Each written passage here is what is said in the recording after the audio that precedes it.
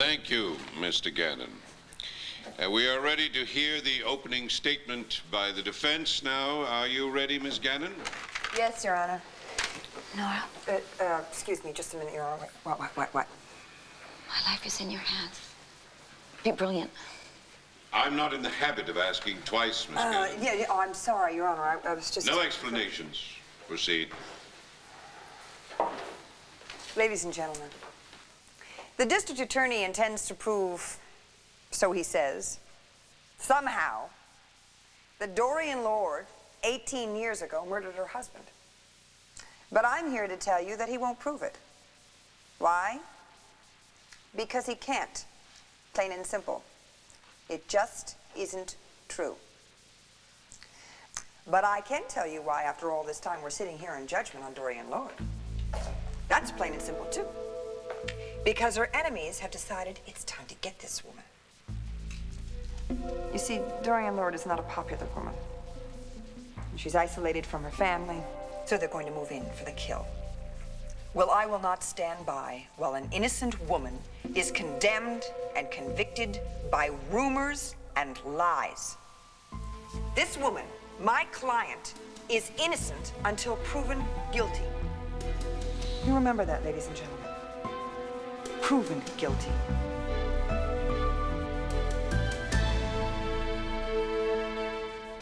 Why, after all this time, should they bring such extraordinary charges against Dorian Lord? I'll show you the reason. This book, The Lord of the Banner, The Life of Victor Lord, this book stirred up all kinds of old rumors, long dead, long forgotten. Publicity, mudslinging, backbiting, tabloid publicity. Gossip is good as gold, folks. Gossip is gold. Innocent, guilty, who cares as long as there's lots of tears and juicy pictures, right? Well, this is a court of law, not tabloid journalism. And we do care about such things as truth, fairness, and justice. I want you to think about something. 18 years ago, when the facts were very clear in everyone's mind, not one person, not the district attorney, not the police, not one doctor, not one nurse, and certainly no witnesses, I mean no one, thought a crime had been committed. And now, suddenly, after 18 years, Dorian Lord is charged with murder. She did it for the money. Why now? Because a book has filled the air with old rumors and old stories. And we all know how time can play tricks on people's memories. So a case built entirely on circumstantial evidence was concocted and brought against my client. And here we are. Well, there's no denying that Dorian Lord inherited a great deal of money. She was Victor Lord's wife. But that doesn't make her a murderer. My great Aunt Natalie had the most beautiful silver tea service that she left me. And I said to her once, Aunt Natty, I'd kill for that silver. But I didn't kill her. And all of the bestsellers, and all of the opinion polls, and all of the politics, and all of the hoopla cannot take the place of a fair-minded jury. That's who you are. You decide. That's your job. To see that justice is done. Justice. The kind you would expect for yourselves. So be honest. Be wise. And most of all, be fair. And if you're fair, I'm sure you'll find Dorian Lord to be innocent. Thank you. Arguments very ably presented by both the Commonwealth and Defense Counsel. Man, that was effective. Look at the jury. Hey, I warned you, Bo. Nora's a bulldog in court. Always was. Always will be. Well, we knew she'd do her best. Knowing it is one thing. Living through it is quite another. Cassie, you okay? Oh, is it hot in here? I don't feel so good. Oh. Cassie, what's going on? What's wrong? I don't know, but I need your help and I need to get out of here right now, okay? Cassie.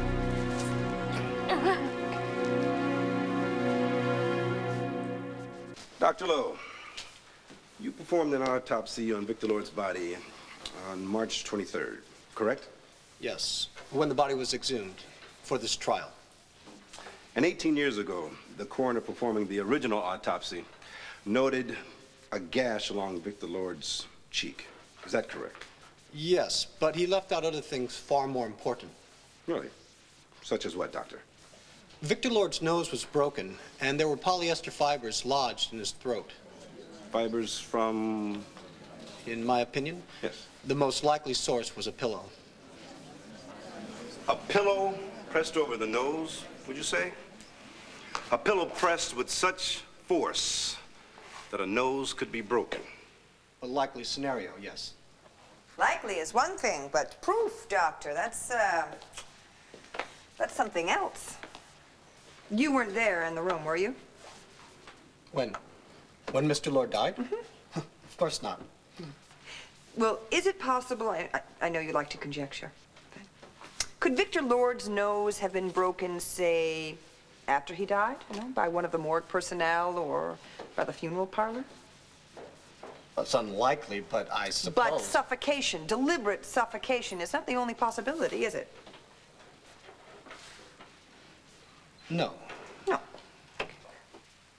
Pillow fibers could be lodged in a person's throat by simply coughing or inhaling. I know it's happened to me. I sleep face down. These fibers were lodged... Pillow fibers can be lodged in the throat of a person who turns in his sleep and breathes in deeply. Yes. Yes, it could happen that way. I thought so. It could happen. Thank you. Let's make sure that we're all perfectly clear here. All right.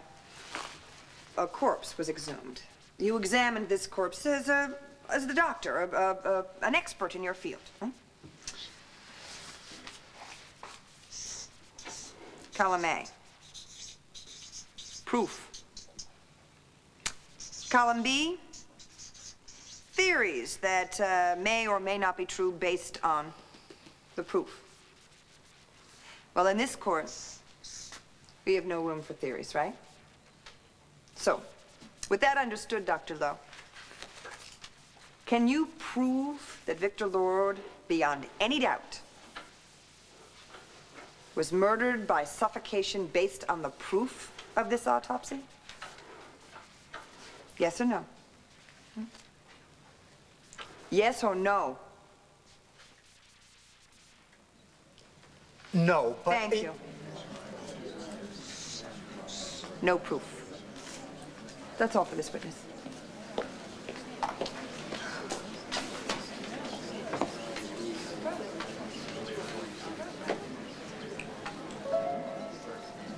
Dorian. Wait a minute, where's Cassie? What? Cassie, what's happened to her? Please go find out. I mean, she wouldn't leave now. She knows that I need her here. Please.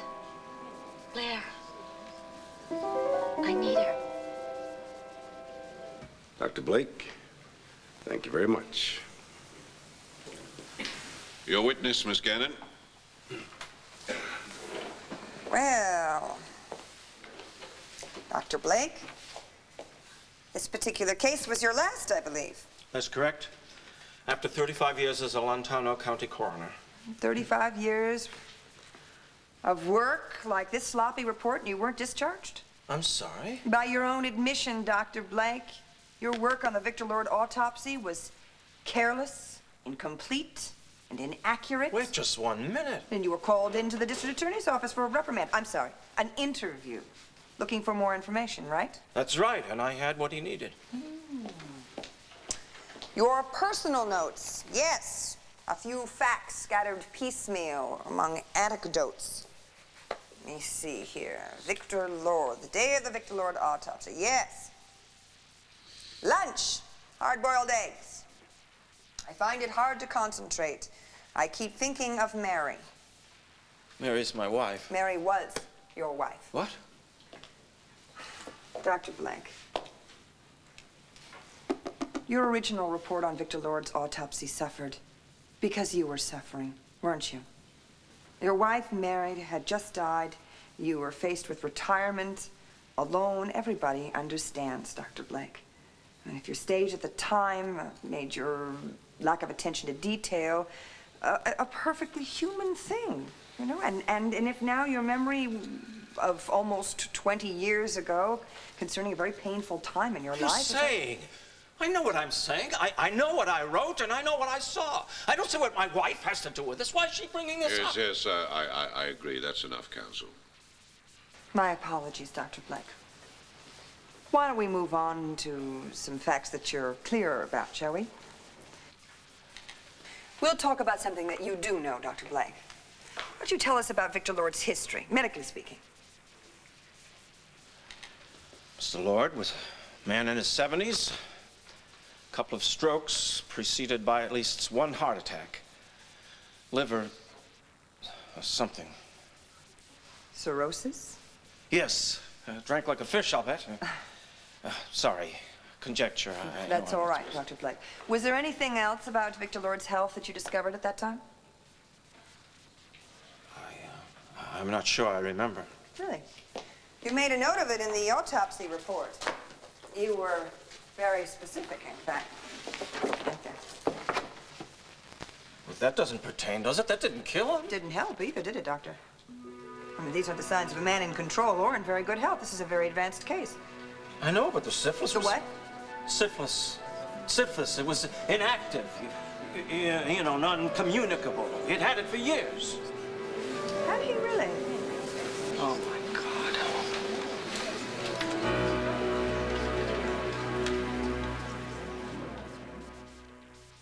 Give me an adjective, Dr. Blake. In what condition was Victor Lord's body when he died? I mean, we're not talking about a peak physical specimen here, are we? Believe me. All right, well, then what was the state of the body? Would you say adequate, laudable? Wretched. That's a very strong word. You asked. Yes, I certainly did. Hang on. Yes, I am. She's almost through. Yes, almost. Wretched. So wretched, in fact, there was no need for foul play other than the foul play he brought on himself, was there?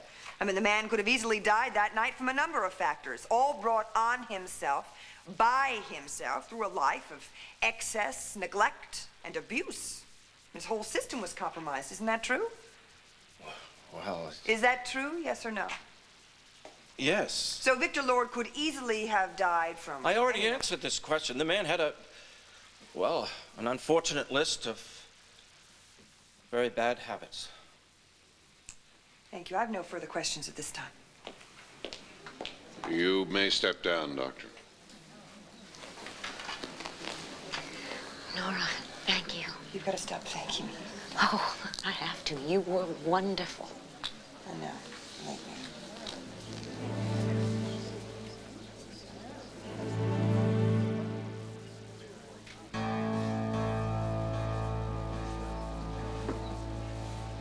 Your Honor, the prosecution calls Victoria Lord Buchanan.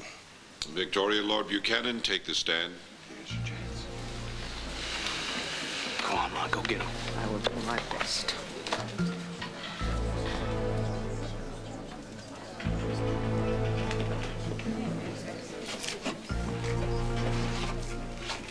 Raise your right hand and repeat after me. Do you promise to tell the truth, the whole truth, and nothing but the truth? I do, so help me God. Please be seated. Would you please state your name for the record? Victoria Lord Buchanan. Would you tell the court your relationship to Victor Lord, please? Victor Lord was my father. Thank you, Mrs. Buchanan. Could you please tell the court where you were on the night of March 21st, this year, at 6:30 p.m.? Mrs. Buchanan. I went to my father's mausoleum. And when you arrived, Were you the only one there? No, I was not. I found Dorian Lord there. And what was she doing there? Could you please tell the court what you saw? She was trying to open the sarcophagus. She was breaking in, trying to get to the body. Objection, Your Honor. She had already pried the lid off. Objection, and she was trying to get to the body. but Order I in the stopped court. her. Objection. Order. I stopped you.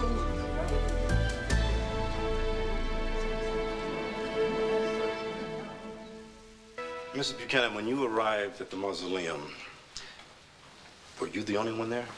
No, I was not. I found Dorian Lord there. Mrs. Buchanan, could you please tell the court what you saw? She was trying to open the sarcophagus. She was Objection. breaking in, Order. trying to get to the body. Objection. She had already Order pried in the the lid court. off, and she was breaking in. Objection, I Your stopped Honor. her. I stopped you. I will have order, or I will clear this court.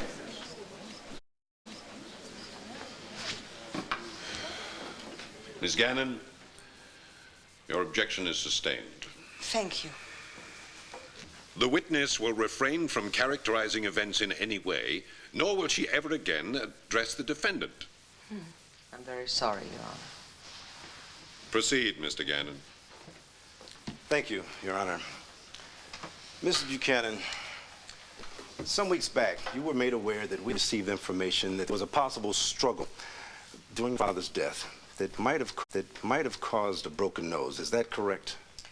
Yes, that's why the body was going to be exhumed and a second autopsy done. Now, let's get back to the night in question. When you arrived at your father's crypt and you found Dorian Lord already there and the sarcophagus was partly open, did you notice anything else? Yes. There was a black bag that contained a large wrench and a can of caustic lye that Dorian had brought with her. Objection, Your Honor. The witness has no way of knowing that the defendant brought those objects there. Sustained. There was a wrench and a can of lye there, and Dorian Lord was there. Yes.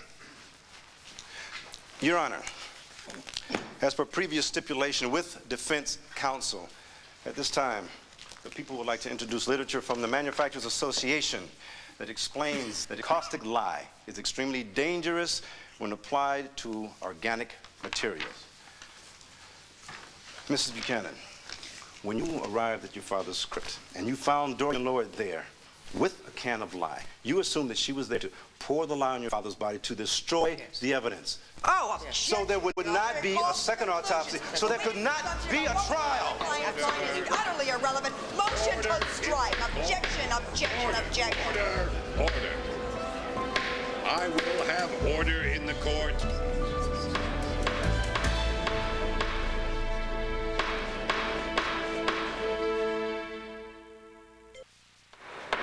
This is a court of law, not a circus. Sit down, Miss Gannon. Your Honor, I I object said that... sit down. Your objection is sustained and the question is stricken from the record. Thank you. Mr. Gannon, let's proceed and get it right this time. I do apologize, Your Honor. I was upset. Oh, yeah, right. Mrs. Buchanan, when you arrived at your father's crypt and you found Dorian Lord there with the can of lye, in your own opinion, why was she there? I have no doubt that she was going to pour the lye over my father's skull so she could Again, destroy all strike traces of the moved. broken Didn't we have this nose. argument? I mean, Order, didn't we just settle order in this? the court. As the only other person in the mausoleum at the time, Mrs. Buchanan's opinion of what was going on is perfectly admissible, providing it is clearly stated as such, overruled. Mrs. Buchanan, I'd like to move back in time, if I may. How did your father meet and become friends with Dorian Lord? In 1975, my father had a heart attack very near where Dorian lived at the time, and she found him. She was a doctor, so she treated him. And then they began to see each other, and they were married very shortly thereafter, and she moved into Landfair with him. Now, your father was an extremely wealthy man. Is that correct? Yes. So this marriage made Dorian Lord a wealthy woman, and your father's will named her as a major beneficiary in the event of his death, correct? Yes, we both inherited money from him. But if there'd been another child, it would have been divided even further, wouldn't it? There was another child. My father knew that he had an illegitimate son, a boy he'd fathered during the war, but unfortunately he had never seen him. But Mrs. Buchanan, your father actively tried to locate his son, Yes. didn't he? Yes, he did. But it was Dorian Lord who actually located him. Yes, she found Tony. Did she tell Victor Lord that she had located his son? No, she did not. She never said one word. She kept it a very, very big secret. In fact, she did everything in her power to make sure that Father and Tony stayed separated. Of course, eventually, and despite her best efforts, they did meet. But because of circumstances, they had very serious disagreements.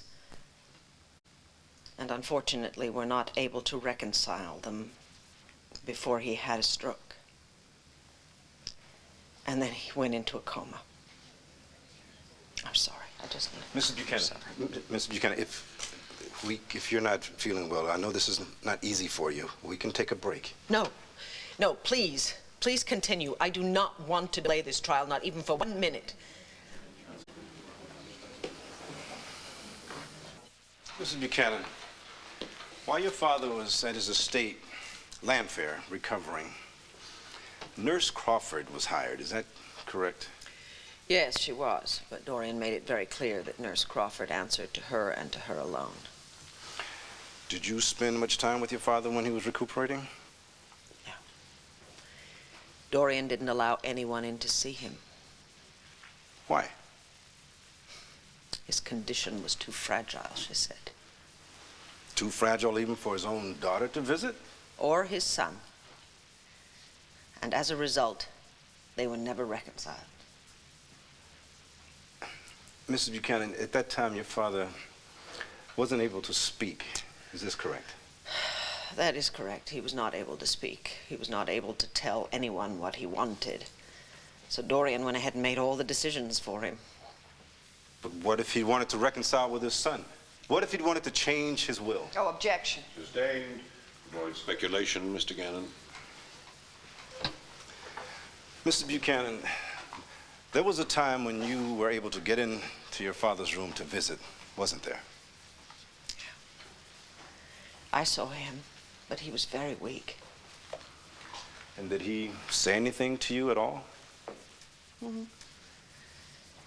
He whispered one word to me. He said, lawyer. Lawyer? And what did you take that to mean? Well, I assumed that he wanted to see his lawyer, so I went and got him. And by the time we got back, though, he wasn't able to speak at all, and then Dorian came in and demanded that the lawyer leave. And in less than an hour of this encounter, your father had suffered a second stroke, didn't he, Mrs. Buchanan? Yes, he did. And then he went into a coma again, and then he was taken to Lambview Hospital. Were you able to visit him while he was in the hospital? Just once. And did he say anything to you at this time? Mm-hmm. Again, he said one word. He said, Dorian. Of course, I now realize what he was so desperately trying to tell me, that she had tried to kill him and was probably going to try it again. Order in the court. Order. Objection is sustained. Mrs. Buchanan, try not to give what you think are other people's opinions. Just speak to the facts, and only when asked. Proceed, Mr. Gannon. Thank you, Your Honor. I have no further questions. Your witness? Vicky, I don't want there to be any misunderstandings. Even though this case was assigned to me, I am going to do my best for Dorian, and that will put us on opposite sides. I'm going to have to do things, to say things. You may wind up being very unhappy, and very unhappy with me. Well, I am aware of that. I know that you have to do your best.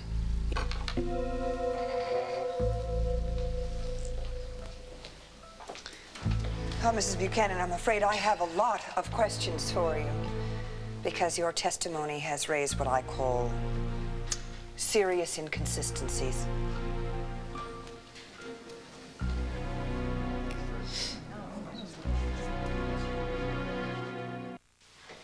Mrs. Buchanan, a few minutes ago you told this court that you now knew when your father uttered that one word, Dorian, that he was trying to tell you that Dorian was trying to kill him. In my opinion, yes. Well, laying aside the fact that you'd have to be a mind reader to know that, I would like you to tell the court what it was you thought he meant at that time.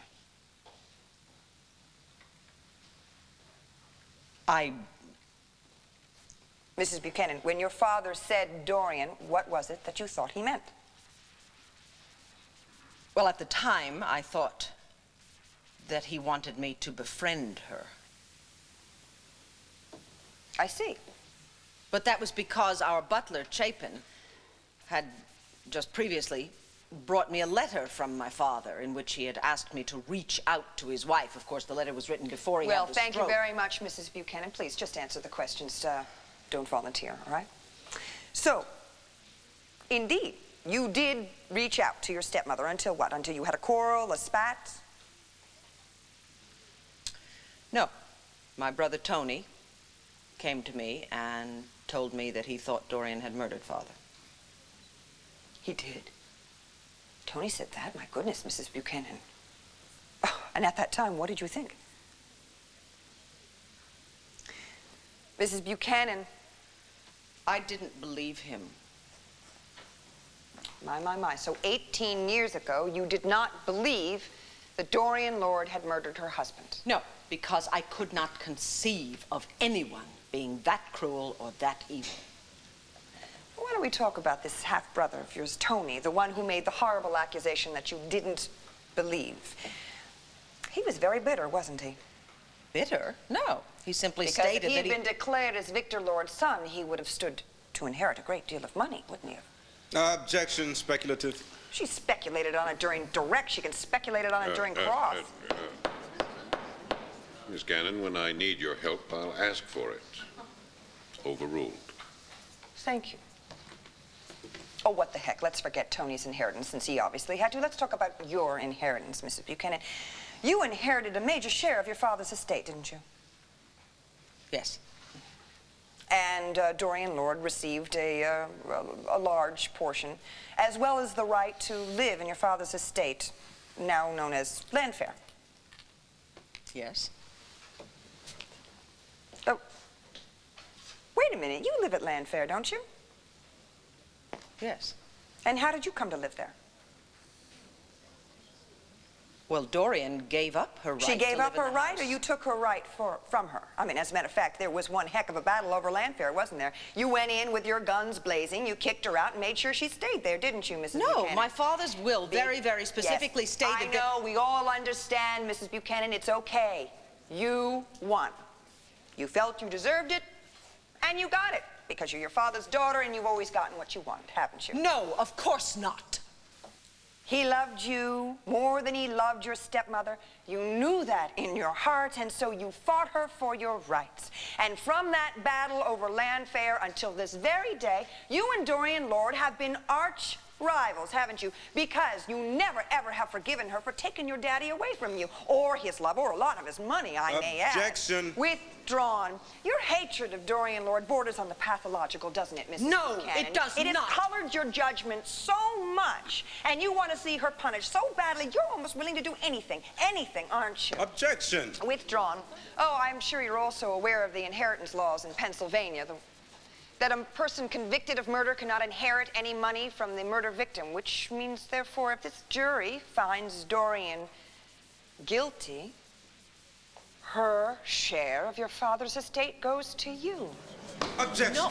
Objection. Then will you be satisfied? Then will you have hurt Dorian Lord enough? Order.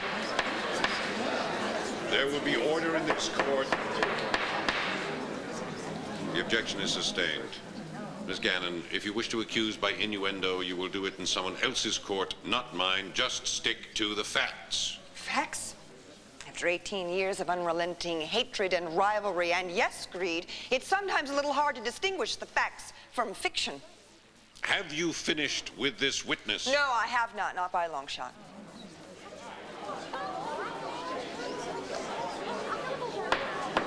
Order. I will have order in this court.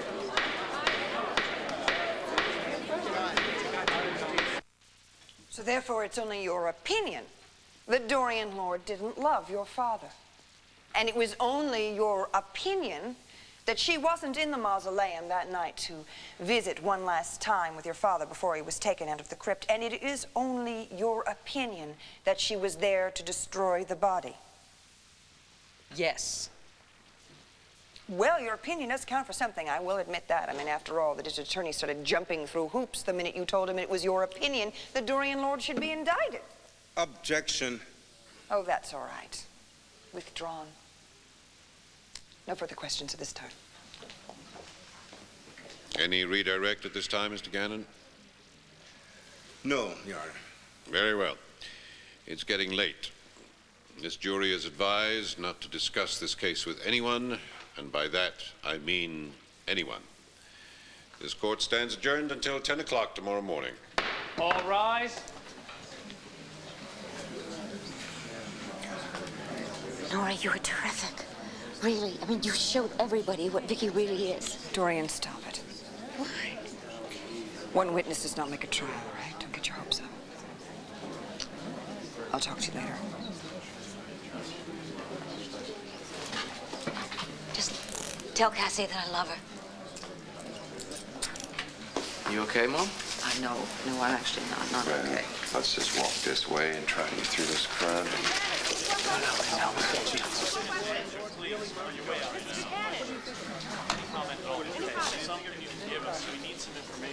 What? You really twisted the knife. Sometimes I hate myself. Hey, it's what you had to do. Vicky's gonna hate me forever. We get some comment. Any sort of comment. Gentlemen, please, not now. Please, not now. I'll go get the car. Yeah, bring it around the side. They'll be out the front there, the whole press corps. All right, give me 5 minutes. Yes. Darling, you'll feel better when I get you home, I promise. Will I? Yes. Vicky? I'm sorry. I know I was brutal and that I was very hard. I don't always expect it to be as bad as it ends up being, and I'm sorry. Would you forgive me? I'm quite sure you feel you did what you had to do.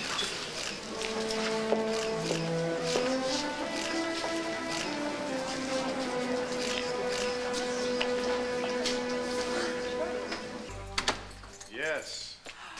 Oh, I'm so What glad I that said you- was, what about the bus terminal and the airport? Any sign of Manning?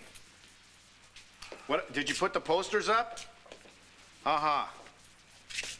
Well, that son of a, how does he just slip through the cracks? All right. Tell everyone to go back on normal detail, all right? Keep their eyes and ears open, but the search is off. Yes, that's right. Okay, thank you. Bye. Can you believe this? Can you believe it? Todd Manning just vanishes into thin air. Well, I thought you had some leads. Yeah, we did. We checked them out. They're nothing but garbage. So what, are you gonna just call it quits? I don't have a choice, honey. The department can't afford to continue a manhunt like this, especially when we don't have a clue where the hell the guy is. What a day, huh? Yeah, what a day. What a day. Did you talk to Vicky? For all the good it did me. She upset about the way you cross-examined her? Yeah. I'm not surprised. You went for a throat. I didn't enjoy it, Bo, okay? I did not enjoy it. I know. You know, I warned her it was gonna be like this. Well, she's got to realize you're just doing your job. Not that This is not personal. I just don't blame her, you know.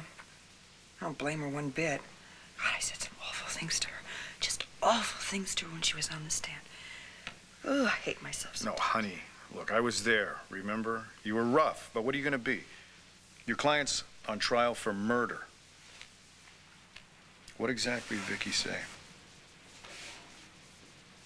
Not much. I apologized. She said I did what I had to do, and then she turned and just walked away. Well, there you go. She's not happy about the situation, but, I think I lost a really good friend. Sweetheart, let me tell you something about Vicky, okay? I've known her for a long, long time. And we've had our disagreements, but we're still friends. And you want to know why? No matter how angry Vicky gets, she can always forgive and forget.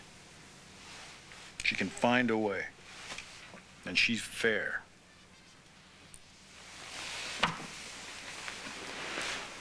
I just thought of something. What? What happens if Hank puts you on the stand and I have to cross-examine you?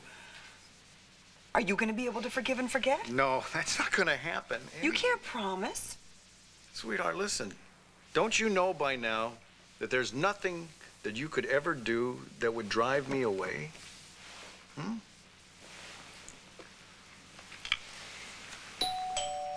Oh, yeah. Now, who could that be? I don't know. I'll get it.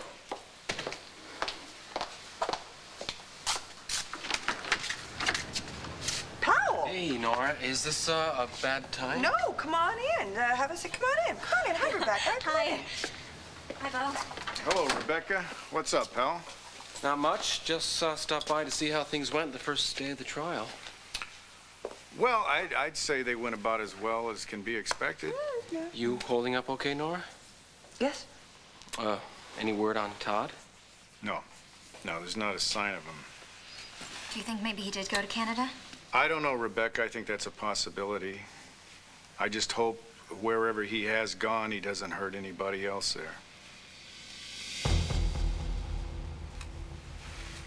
Bo, bring in some drinks with you, and don't let Rebecca do everything. No, we're fine, honey. We're fine. I hope they hurry this says hot, hot, hot, hot. You know, you guys really didn't have to go to all this trouble. We just stopped by to say hello. We didn't go to any trouble. Sit down. Please. I'll tell you, after a long day at the trial. Over. Oh. Long day at the trial. It's nice to see a friendly face. It was that bad, huh? It wasn't pretty. Is there anything I can do to help? No. I suppose you're going to be rooting for the prosecution, you know, what with, like, along with Vicky and the rest of your family. Well, Vicky is my cousin, and she has been awfully good to me.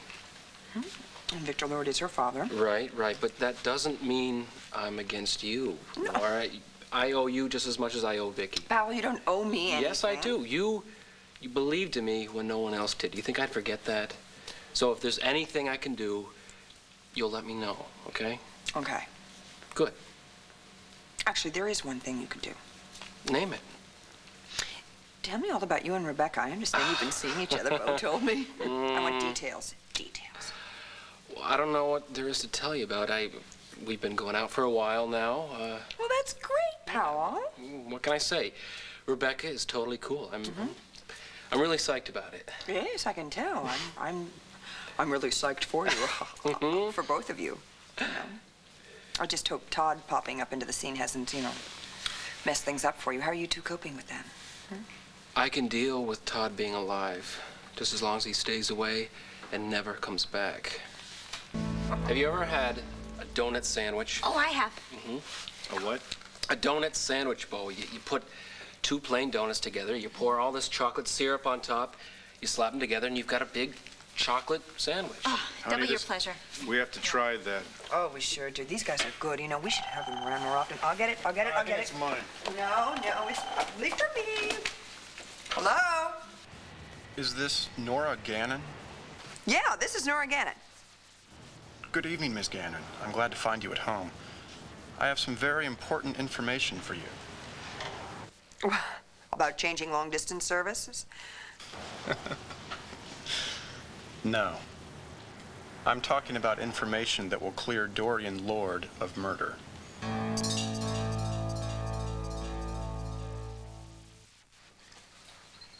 You have information to clear Dorian Lord?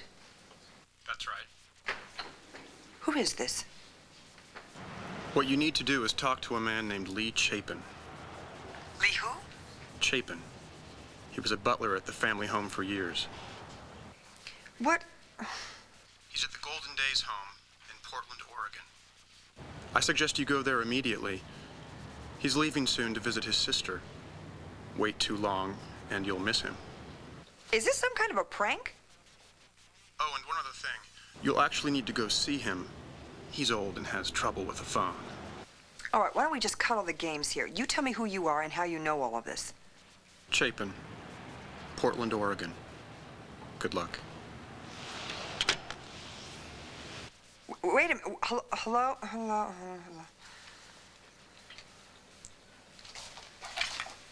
Powell? There are some really great shots of you in here, Nora. Oh, really? Thanks, Bo. Powell, could you come here for a minute, please? Yeah, sure. What's up? You know, when you used to go visit Land Fair, you know, when you were little? You mean on summer vacation? Yes. Do you remember a butler with the last name of Chapin? Chapin? Yeah, he was the butler. Really strict guy. He used to give Kevin and me this big lecture every time he caught us running in the house. Do you have any idea how old he was at the time? Oh, I don't know. God, it's been a long time, but you know how when you're a kid, everyone seems old. But why do you want to know about him? I can't really talk about it right now. Will you do me a favor and just keep this conversation between us? Yeah, sure. Thanks.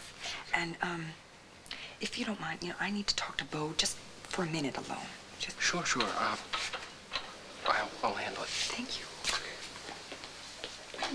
Rebecca, hey, you think you could help me put the stuff away? Oh, yeah, sure. No, I'm still hungry. No, Wait a minute. you've had enough. Sorry, Bo.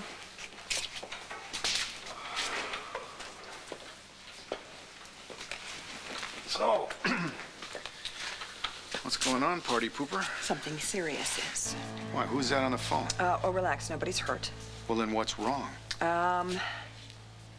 Let's just say that, I might have to take a little trip. A trip?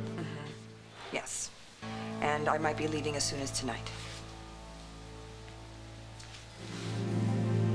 All I can say is that if everything goes well, I will be flying out of Landview tonight, and I will be gone for a day or two. Well, a day or two? Did you forget that court is going to pick right up tomorrow morning? No, I didn't forget that, which is why I have to go right now and do something. What? Will you stop with the questions and just say goodnight to Rebecca and Powell for me, okay? What, are you leaving right this minute? I have to. Just say goodnight and apologize, okay? Okay. Sure. Oh, thanks. You know, you're the best. Oh, and another thing. I love you, Bo Buchanan. And I love you, too.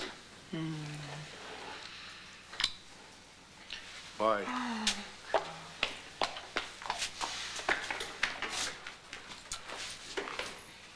What is so bad about vanilla? When you can have double fudge crunch, I don't even want... Where's Nora? Nora had to take off on business, and she wanted me to apologize to you two for leaving and not being able to say goodbye. Well, we probably should get going, too. No, it's okay. You don't have to leave. She just had to take off early, but stick around. Actually, Powell's right. I have to get some studying done. Well, okay. It's really great of you two to stop by. Thanks. And Nora and I are so glad to see you together. Well, us too. Yeah. All right. Yeah. Oh, excuse me. Just 1 second. Excuse me. Okay. Hello, Buchanan. Yeah, Frankie, what's up? You're kidding me. When? All right, listen up. This is what I want you to do. I want you to book me on the first flight to New York City. Get a hold of that detective. Tell him I want to meet with him right away. And I also want to talk to the girl, okay? Great. Thank you. Holy... Whoa. What's wrong? You can't believe this. Somebody saw Todd Manning in New York City.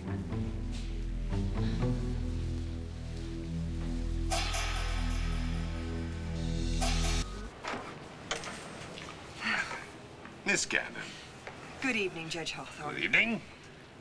I believe this is the second time in less than a week that you've arrived at my front door uninvited. I hope this is not going to become a regular habit. No, Your Honor. I'm very sorry to disturb you. It can't wait. Don't you have a family? Yes. Then I'm sure you must appreciate how irritating it is to be interrupted while I'm having a nice time with mine. Now, I'm sure whatever you have to tell me, Miss Gannon, it can wait until tomorrow morning. No, I'm sorry. It can't. You see, Your Honor, it has been brought to my attention some new information that may affect drastically the outcome of this trial. Oh, congratulations. I'd love to talk to you about it. Tomorrow. No, I don't think you understand what I'm saying, Your Honor. I'm not prepared to present this information. I need a day to investigate it. I have to fly out of state. Would you please grant me a brief continuance? No, I will not. I refuse to grind this trial to a halt every time you find yourself ill-prepared. Now, Miss Gannon, I suggest that whatever time you have left to your devices this evening, you do it to bring yourself up to speed. Good night. Excuse me, Your Honor, with all due respect, but I think there's some things I need to point out to you. Oh, yes, and pray, what are they? I don't know whether you're aware of this or not, but you have absolutely overruled me on every major issue in this trial. You've denied my petition for change of venue. You dismissed my challenges to the juror on voir dire, and you have overruled every objection that I made to the introduction of evidence. You're not implying... I am implying, Your Honor, that on appeal it may look as though you've acted with bias towards me and my client, and as you know, that would give me the basis I need to demand a new trial, which, correct me if I'm wrong, I don't think you want to see that happen. Of course, however, if you were to grant me this continuance, it would greatly, well, it would considerably weaken my demand. You don't give up easily, do you, Miss Gannon? Very well. Continuance granted. Thank you, Your Honor. I knew you were a very reasonable man. But for one day only. I expect to see you in my court the day after tomorrow, 9 a.m. Absolutely. And Miss Gannon? Yes. I hope you find that evidence you're looking for, because this is absolutely your last chance.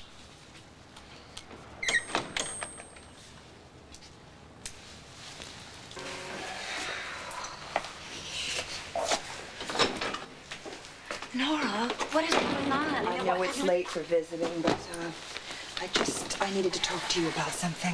What? I just got a day postponement in this. No, absolutely not. Dorian. Nora, you listen to me. I don't want this trial going on 1 second longer than it has to, and I don't want to stay in this hellhole 1 day longer. Now, even if that day is spent following up the best break yet? A break? In my case? And how did this miraculous break happen to fall into your lap? Well, as I get carried away, there's very little that happens in criminal law that I would ever call miraculous, not by any stretch of the imagination.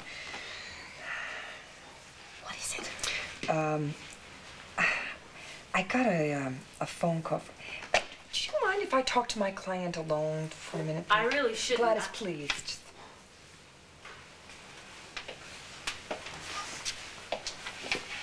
Thank you.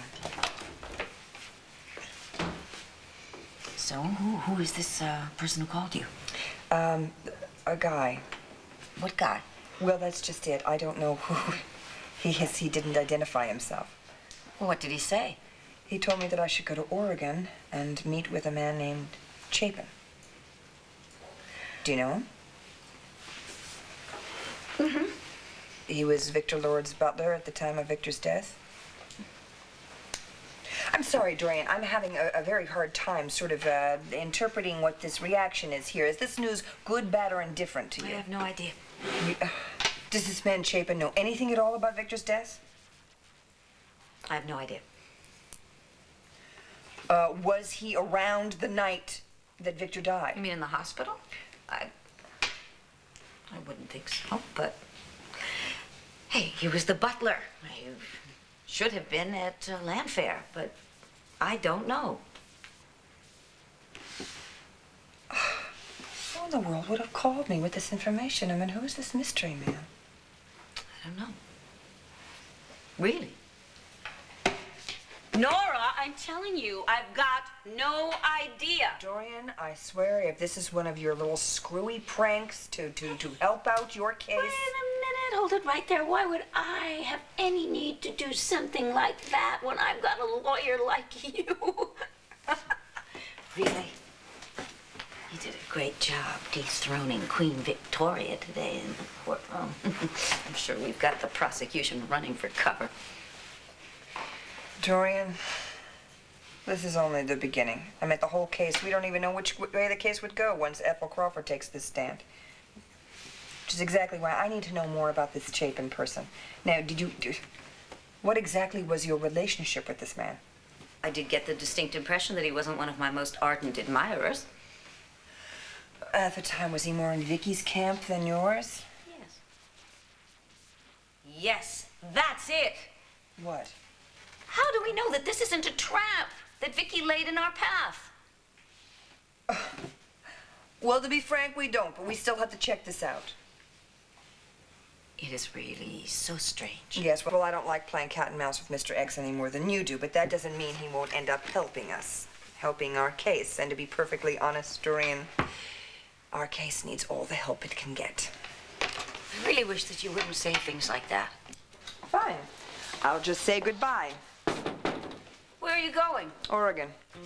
Tonight? Tonight.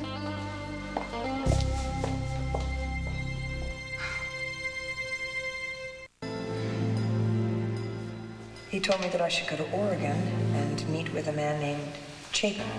Do you know him? Does this man Chapin know anything at all about Victor's death? Was he around the night that Victor died? I'm sorry, Dorian. I'm having a very hard time sort of interpreting what this reaction is here. Is this news good, bad, or indifferent? Would have called me with this information. I mean, who's this mystery man? Who is this man? And why would he call Nora?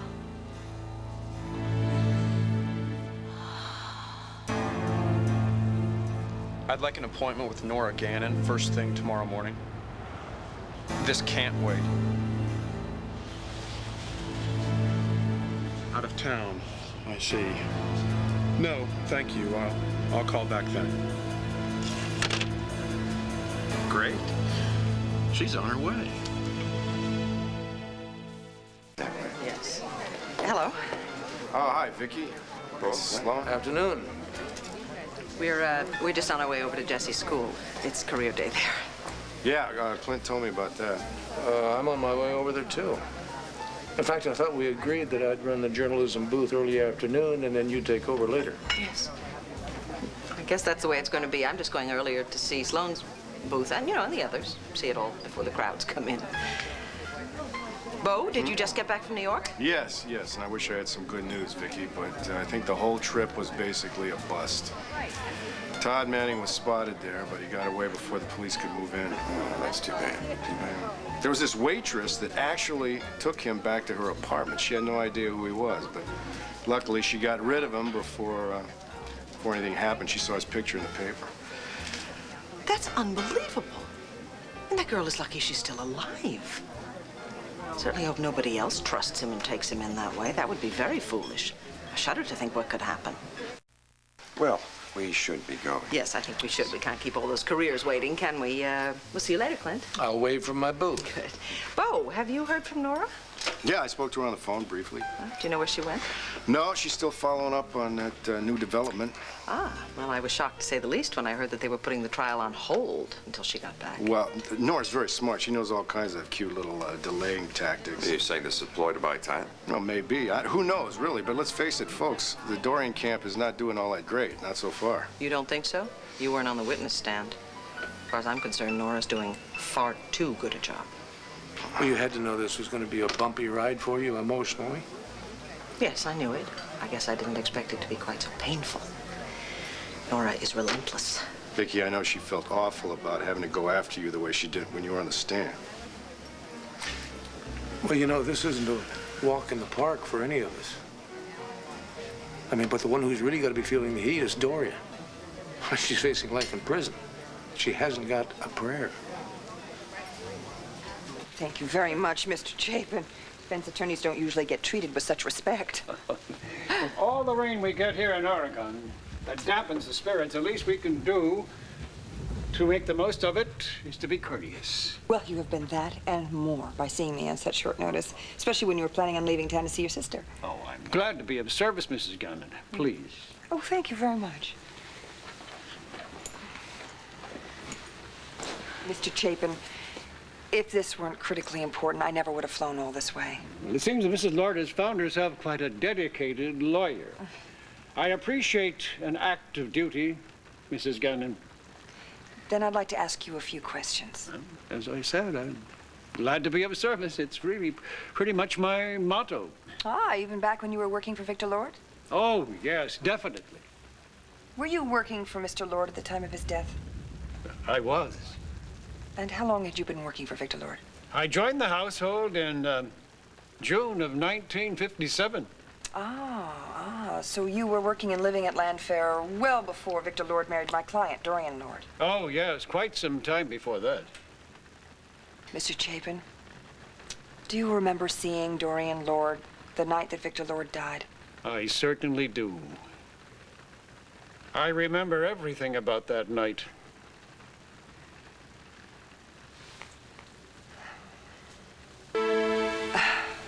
Mr. Chapin, what you have just told me could mean the difference between Dorian Lord getting convicted and her being cleared of all charges. Thank you very much. Only too glad to be well, you know. I have one more question I'd like to ask you, and this is the tough one.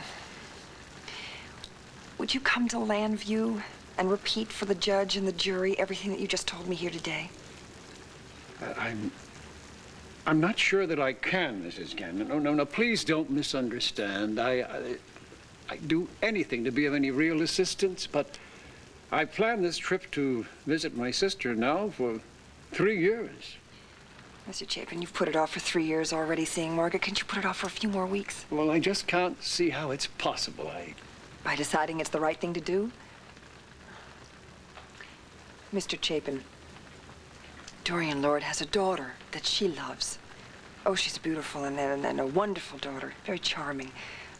But she's had her share of emotional difficulties. God only knows how far seeing her mother sent to prison would set her back. And there's another reason why you should testify, too. What is that? Because Dorian Lord is in desperate need of a helping hand. And I think you're the only person who can provide it. Or, be of service. I'm a man of limited means, Mrs. Gannon. We will take care of all of your expenses. I promise. There will be no problems with that. Well, then, what is it you young people say? A deal. Yeah.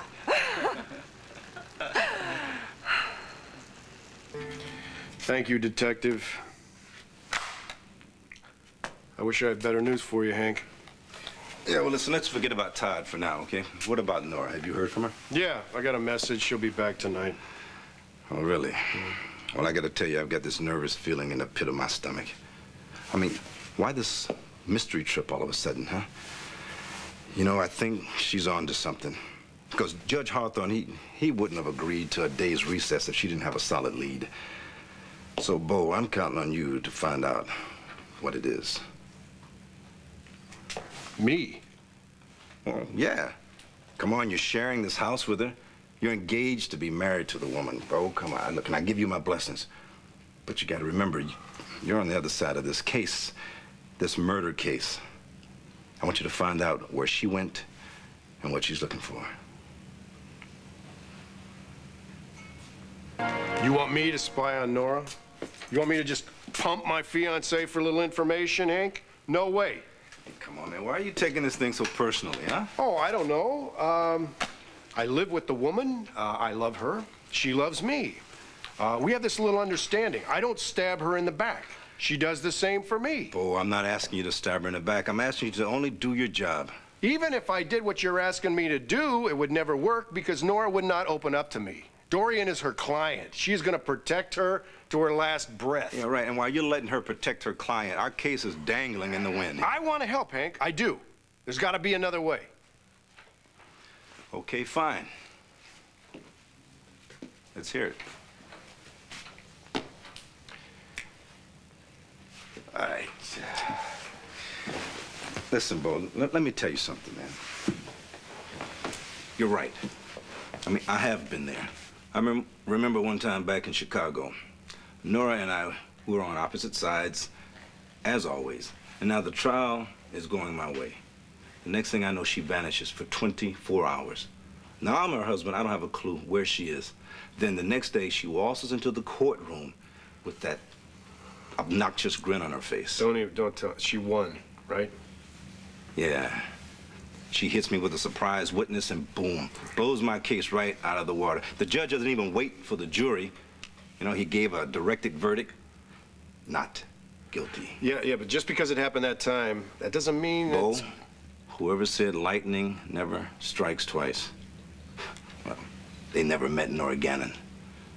Now, tomorrow is our star witness. And whatever else I present, well, what it comes down to is Ethel Crawford's testimony.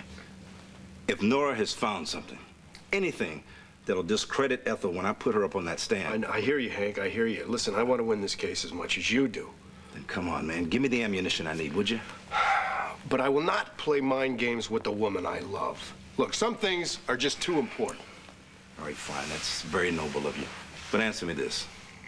If the tables were turned, do you think that Nora would hesitate for a heartbeat to do the same thing to you? She respects our relationship. Yeah, she does. She respects you. The woman worships the ground you walk on. But believe me, when she walks into that courtroom, the only thing that matters to Nora is winning. Now, you're either with me on this case, or Dorian Lord just might get away with murder.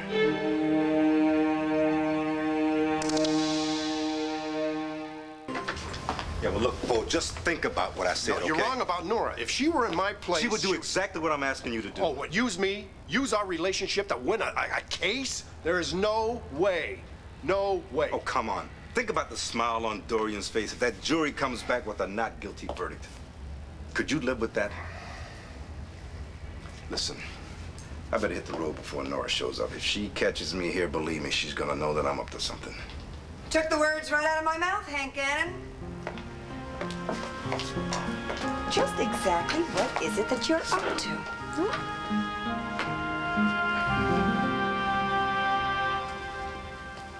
Welcome home, Nora. Oh, thank you. Bo and I were just discussing some old cases I've had on backlog. Yeah, but we're done now, aren't we? Huh? Yeah. Come here, honey.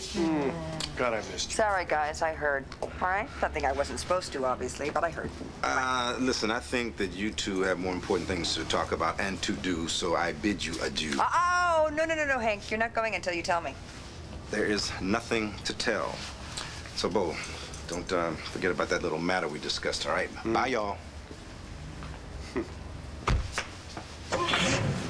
Okay, it's gone. Now you can tell me all about that little matter that he didn't want to let me in on. No, stop, okay? Because right now, I don't want to talk about any little matters. I don't want to talk about any gray areas. I don't want to talk about any backlogs or anything else except you. Are you trying to find out where I was last night? No, I don't care where you were last night. Oh. I don't. All I know is that last night I had to sleep in bed by myself. I hated it. Unless you enjoyed getting a good night's sleep without me. Are you kidding? I tossed and turned all night. There was no one next to me snoring. I couldn't sleep. I don't snore. Yes, you do. And that snore, I missed it so terribly. Must be like you talking in your sleep, huh? I don't talk in my sleep. Yes, you do. Yeah, sometime in German. I don't even speak German. I know. That's what makes it all so amazing.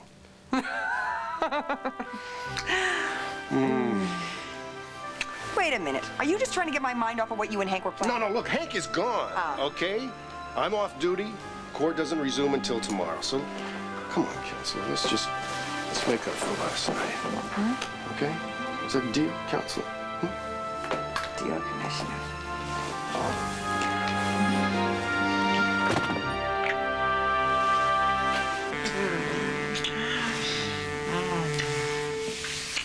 It's not going to work, you know. It's not going to work. I've been eating raw oysters all day. I mean, you're trying to get at my resistance. Is that what I'm doing? You're not going to find out where I was last night. Doesn't matter to me. It doesn't? No. No. This relationship is built on trust, on confidence, and on animal passion. I agree. You're not the least bit interested about where I might have been and why? Nope. No? You're just a little bit jealous? Just a little bit jealous? Never. No? But I could have been anywhere with anyone. Oh, come on, Bo Buchanan. If the situations were reversed, I'd be dying to know where you were and who you were with and why. I'd insist on knowing. Look, I want to make love to you right now. I don't want to interrogate you. Is there something wrong with that? No. Well, okay then. Okay. But I wish you were just a little more interested, you know. If this isn't interest, I don't know what is. You know what I'm talking about. You know, just my comings and my goings and all my secrets. I am interested. I'm dying to know what's under all these clothes. No, that's not what I'm talking about. Don't you care? Of course I care. You do? Yes, I do. Okay. Then ask me where I was last night. Oh, Nora. Come on, ask me. Okay. Okay. So where were you last night?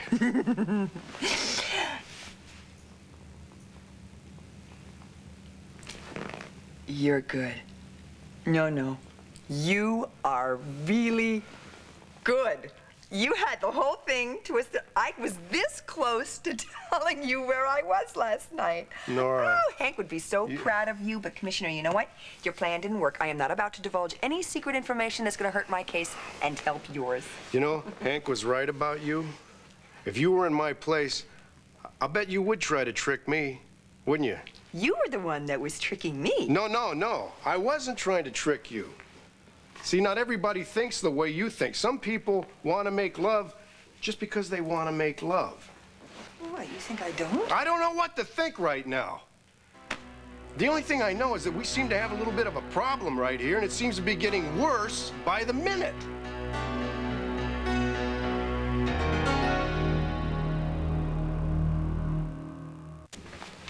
You want to hear something really sick? Okay, true confession time. When we're in the middle of our foreplay just now, part of me would really have liked to know where you were last night. I was kissing you with my left brain. My right brain was dying to get the goods on Dorian. Well, your left brain was doing a very good job. Yeah, so I'm a louse, right? Oh, you're not a louse. Oh, you're not a louse. Hank was here. He obviously was twisting your arm. No, look, Get some information. I am not blaming Hank, because I would really like to win this case, too. I'd give anything to know where you were last. No. I take that back. Not anything, because you mean a hell of a lot more to me than winning some conviction. I bet you say that to all the girls. I mean it. I mean it.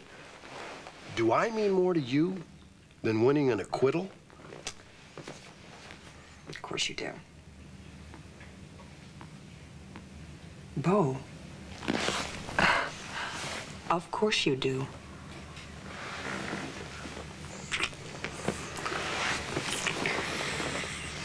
We have to be realistic here. You know, sometimes we're going to bring our work home with us, and sometimes it's going to come between us. Yeah, so what are we going to do about that, Well, maybe we should just use the left side of our brains, Better yet, let's just forget our brains. Oh, wait a minute. How do I know you're not trying to get information out of me right now? It's not information I'm trying to get out of you. Let's put it this way.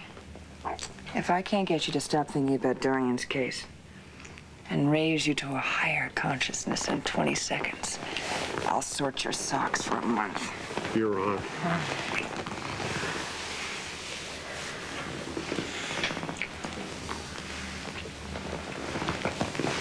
Come on, Bo. Don't hold out on me, man. Now, you had all night with Nora. Were you able to come up with anything? Hank. Look, listen, just give it to me, all right? Now, where did she go on this mystery trip? And what kind of evidence was she able to uncover? Nora, thank goodness I was on pins and needles all night. Well, court's about to resume. Come on, Dorian, let's go. No. First, you have to tell me what happened when you talked to Chapin. If anybody can get me an acquittal, it's Victor's old butler. So what did he say?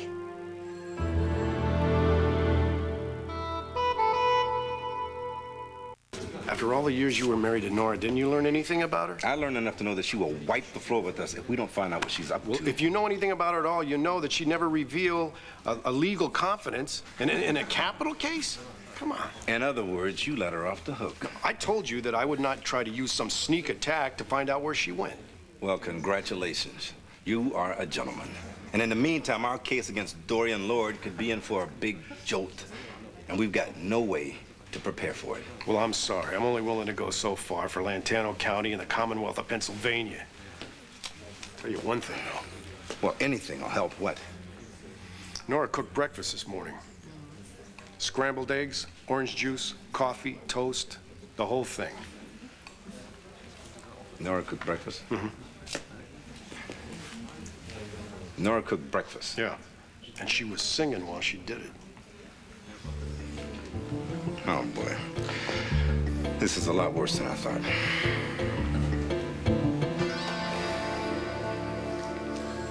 Dorian, I really don't want to discuss the details of what Chapin said now, okay? We don't want any leaks getting back to the district attorney. Can you at least tell me if your trip was successful? Well, let's just say I found it, worthwhile. What does that mean? Nora, please, I cannot stand the suspense. Either I'm going into that courtroom with some new ammunition or I'm going in totally unarmed. Which is it? Dorian, do you think I'd really walk into a courtroom with an empty briefcase? I thought you gave me more credit than that. I do. Then trust me, when the prosecution rests, we'll have our turn. Great. So, in other words, we may have a loaded gun, right? But we may not use it until the DA is finished convincing the jury that I'm a cold-blooded killer. It may be too late by then. Well, that all depends on the prosecution's star witness. Ethel Crawford, that demented old fraud. Well, she may be a fraud to you, but to the jury, she's going to be the angel of mercy. You better brace yourself for her testimony. Her lies, you mean? Well, whatever. Just let me show her true colors to the jury, all right? I want you to sit there quietly and dispassionately. No matter what she says, no matter how damning, don't let it get to you. Even when she calls me a murderer? Especially if she calls you a murderer. Don't martyr her, Dorian. Let her tell her story. Let me pick it apart when it's my turn. Right? And what if they believe every word she says? Thanks to the press, TV, Vicky Buchanan. They want to believe her. I can see them now, hanging on her every word, lapping up all the gory details of how I murdered Victor Lord.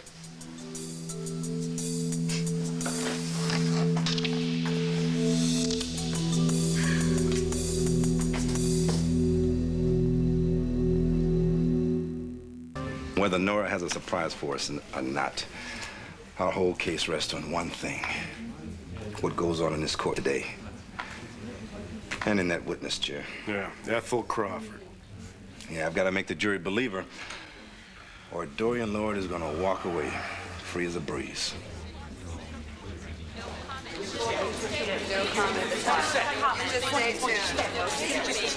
I don't know how she's gonna walk out, but she sure looks confident walking in. Yeah, well, she could be bluffing. Or she could be holding all the aces. No comment. No comment. You heard my lawyer. Excuse me, Dorian. I just want you to know you're not going to be alone today. Thank you. All right. Nora, I wonder if I could have a moment with my niece alone, please. Be quick. We're just about to start. I will go visit Cassie as soon as I hear a little testimony. Now, I know that you're worried about Cassie, but aren't you a little afraid about this trial today? Of course I am. Ethel Crawford may say some pretty terrible things about me. But then again, she may not. Perhaps when she is looking at me face to face, eye to eye, she'll have a change of heart. The part of Ethel Crawford is being played by Lois Markle.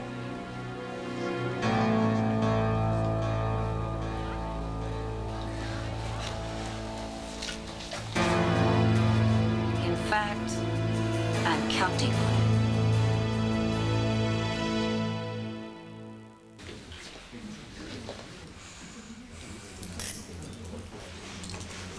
Don't forget what I said, Dorian. No matter what she says, no matter what she does. Stay cool, keep in control.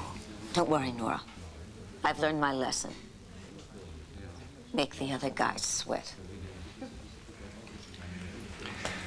Ethel, now listen, as long as you keep your composure and tell the truth, there's nothing to worry about. Well, that's easy for you to say, Mr. Gannon. It's not your picture they're going to plaster all over the TV and every front page in this state. Well, Ethel, you're not worried about a little publicity now, are you? Maybe you like being called a blackmailer and an extortionist, Mr. Buchanan. I don't. Look, you've been given immunity, Ethel. There's nothing to worry about. Nothing, huh? Don't worry. We'll get our shot at Nurse Crawford when she takes the stand. We'll see how she does under pressure. I've heard about Nora Gannon. They say she has a way of making a fool of people on that witness stand. Now, I have a bad feeling about this gentleman, a very bad feeling. What are you trying to tell us, Ethel? Hey, you're not having second thoughts about testifying, are you? All rise. Oyez, oyez. The Court of Common Pleas for the City of Llanview, Lantano County, is now hearing evidence and testimony in the matter of the Commonwealth versus Dorian Lord. The Honorable Judge Hawthorne presiding. Court will come to order. Be seated. Mr. Gannon, are you ready with your next witness? Yes. We are ready, Your Honor. The Commonwealth calls Ethel Crawford to the stand. Ethel Crawford.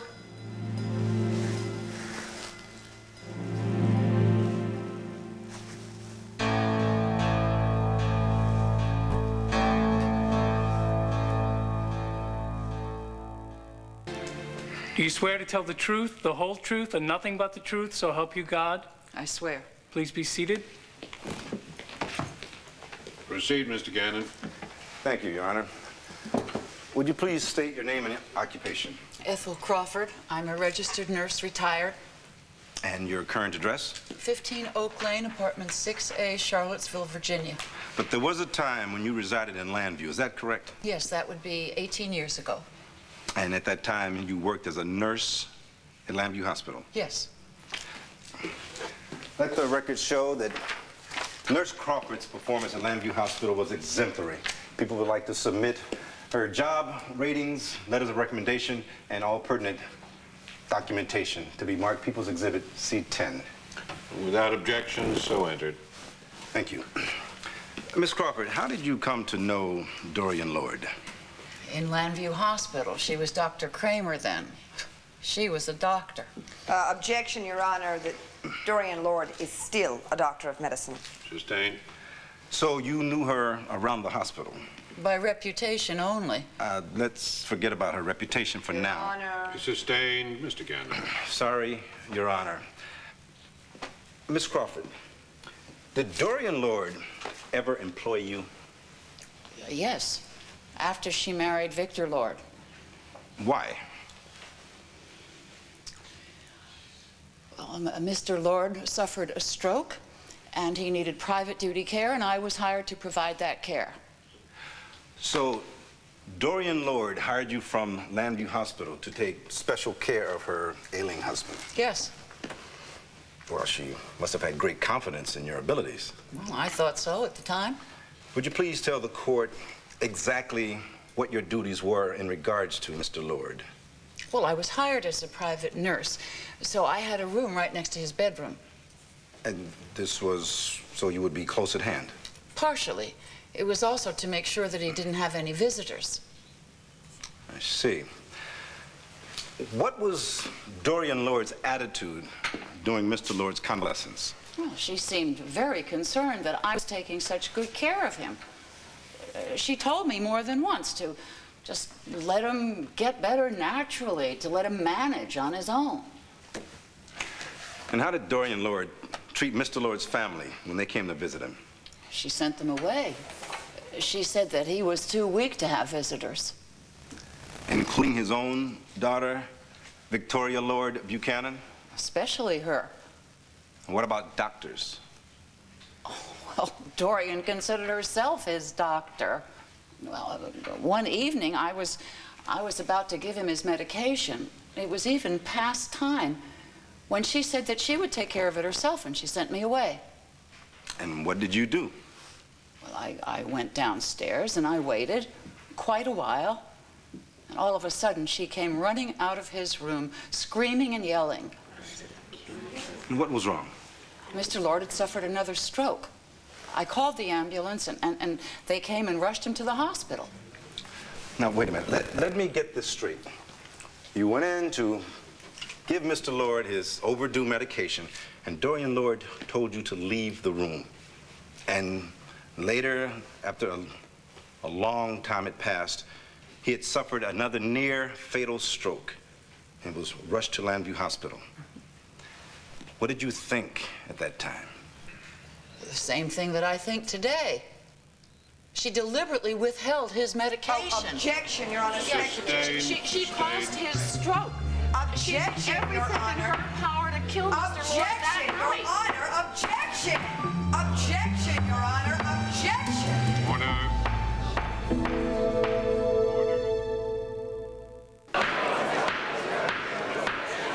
Your Honor, this witness is deliberately trying to prejudice the jury by inflammatory Yes, actions. Miss Gannon, I am way ahead of you. Strike Miss Crawford's last remarks. The jury will disregard them. The witness will stick to her knowledge of events and facts. And Miss Crawford, please just answer the question with no embellishments. Thank you. Let's just move on to the night of Victor Lord's death. Now, Miss Crawford, you said that on the night of Mr. Lord's stroke, he was taken to the hospital. Is that when your duties ceased? Oh, no, not at all. I took care of him in the hospital.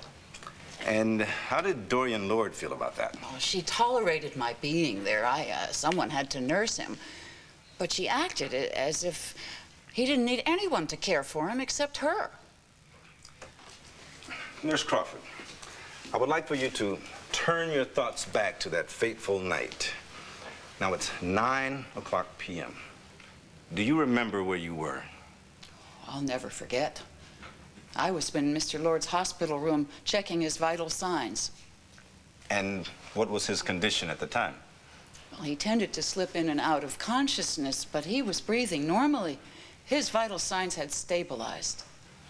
Miss Crawford, once you had checked your patient, did you leave the room? Well, yes and no. Could you please elaborate? You see, Mr. Lord had a large private room, almost like a suite. I stepped into his bathroom for a moment, and that's when... Yes, please, go on. That's when I heard the door to the hallway open. So, in other words, while you were in Victor Lord's bathroom, you heard the outer door to his room open. Yes. Did you hear anyone enter? I heard footsteps. Soft, careful, deliberate. Objection, Your Honor. Footsteps can be soft or hard, but can they be deliberate unless she's a foot psychic? Sustained.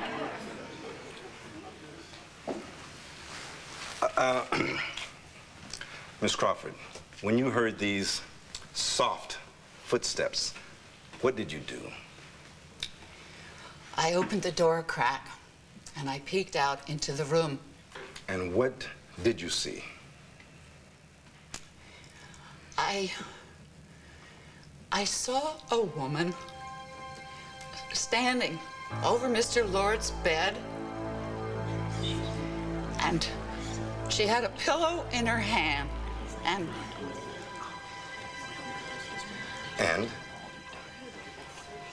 And she was pressing it down on Mr. Lord's face.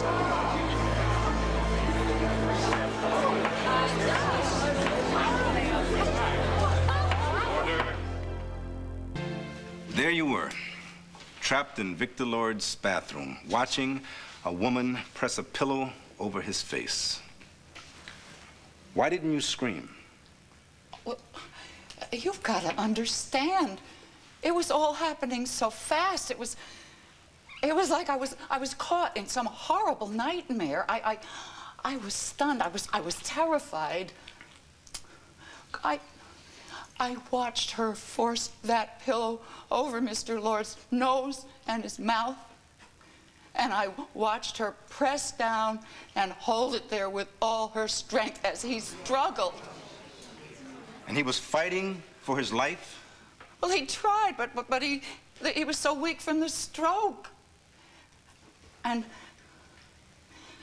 the more that he struggled, the harder she pushed that pillow down. God, it seemed to take forever, but it was just a few seconds, really. And then Mr. Lord's body stopped moving. And she pulled the pillow away, and she walked out of the room. And then I came out, and I ran over to the bed, and I took his pulse, but it was too late. It was too late. Nurse Crawford, this woman you saw smothering Victor Lord, was she aware that you were watching, witnessing this murder? Oh, no, sir. I was too scared to say a word. I wish I had been braver. I wish I'd made my presence known and stopped her, but I was so afraid. Yes, well, I think we can all understand your fear. Any one of us could have reacted the same way under such terrifying circumstances.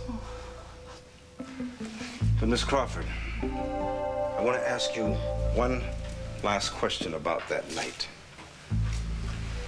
Was the woman you saw in Victor Lord's room holding the pillow in her hand, pressing it over his face, pressing that last breath out of his body? Is she in this courtroom today? Yes, sir. She is. Can you identify her? She's sitting right there. His widow, Dorian Lord. Order.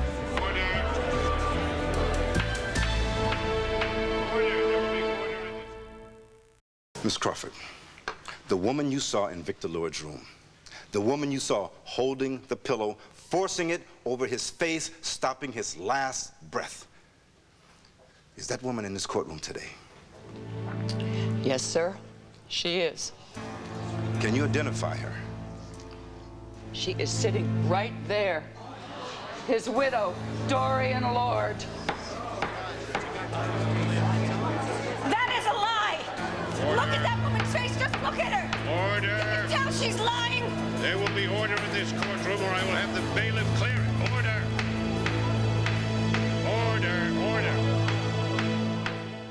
She's lying. I said order. Counselor, one more outburst from your client, and she will follow this trial from her jail cell. Is that understood? Yes, Your Honor, I assure you there will be no more disturbances.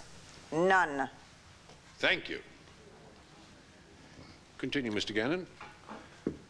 Thank you, Your Honor. Miss Crawford, now you've testified that on the night in question, you watched from the bathroom doorway of Victor Lord's hospital room as Dorian Lord placed a pillow over his face and left it there. That's right. Why didn't you stop it? I was in complete shock. I felt like my feet were rooted to the floor. And by the time I'd recovered enough to do something, Dorian had left. And Mr. Lord was dead. Well, what happened then? Did you call the police? No. Well, what about later? I mean, once it was discovered that Mr. Lord was dead, did you speak with the police then? No. Well, Miss Crawford, when did you talk to the police? Actually, my first conversation with the authorities came just a few months ago. You waited 18 years before you came forward with what you knew. Why? Because I did a terrible thing. And what was that, Miss Crawford? Instead of going to the police, I went to her. Her? Dorian. To tell her that I'd been in the hospital room that night and that I'd seen her smothering Victor Lord. I see. And what was the result of that encounter? Well, we came to an understanding. Dorian has sent me $60,000 a year from that moment on. And in return? I never said a word to anyone about what happened that night. I see. Your Honor, I have here photocopies of bank records of the canceled checks that Dorian Lord did, in fact, send to Ethel Crawford, totaling over $1 million. The Commonwealth would like to enter into evidence as People's Exhibit C-15. Very well. Bailiff. $1 million. Now, that's a lot of money. Yes, it is. But I'm puzzled about something. Now, you just said a moment ago that you'd finally talked to the police. Does that mean that your agreement with the defendant had ended? It had to.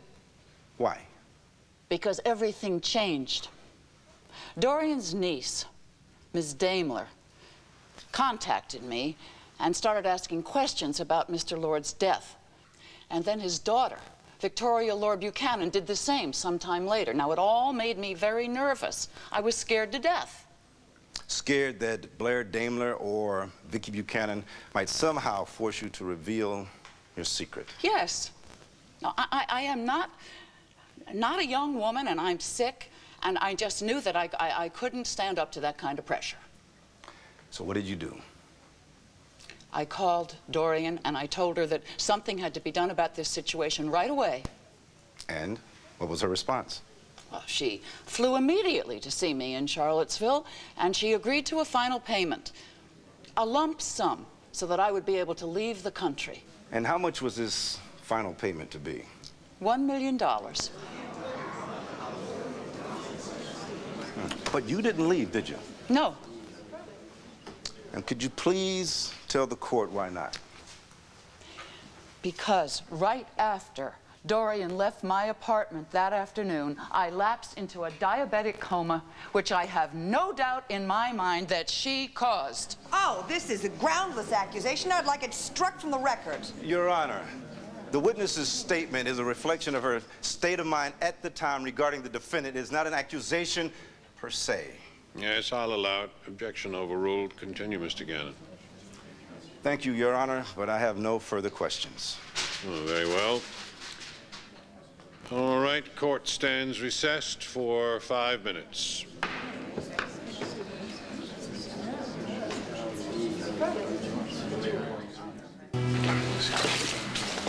Good job, Hank. Hey, yeah, thanks. I know Vicky's not going to be happy to hear about all the details you brought out, but she's definitely going to be happy to hear that Dorian's one step closer to prison. Yeah, well, let's just hope that Crawford's testimony sticks, huh? Yeah. Excuse me for a second. Yeah. Every word out of that woman's mouth is a lie. Dorian. It's Pardon true. me, ladies. Counselor, could I have a word with you for just a second? Please. How you doing? I'm just fabulous, can't you tell? Look, Red, I know that Hank's a heavy hitter. He's got you on the ropes right now, and the professional in me wants you to miss with every punch you throw during your cross-examination, but I love you more than anything, and I'm proud of you, and I want you to come out swinging with the best of them. Thanks, champ.